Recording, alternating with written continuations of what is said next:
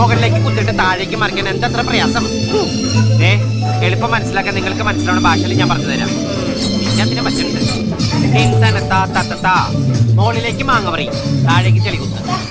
മാങ്ങപറി ചെളികുത്ത്, മാങ്ങപറി ചെളികുത്ത്. മാങ്ങ പറിച്ചിട്ടേ ചെളികുത്താവൂ. ദർശനം ചെളി മാത്രം കുത്തിക്കൊണ്ടിരിക്കുന്നത്.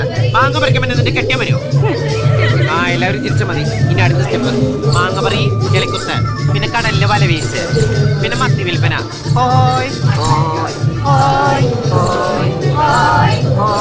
ആ, അങ്ങനെ ഇടയ്ക്കിടയ്ക്ക് ഒരു ഹോയ് വിടുന്നത് വളരെ നല്ലതാണ്. അതാരാ അങ്ങനെ ഒരു ഹോയ് വിട്ടത്? രമണി, നീയാണോ ഹോയ് വിട്ടത്? സത്യം പറഞ്ഞ ആരാ അത്ര വലിയ ഹോയ് വിട്ടത്?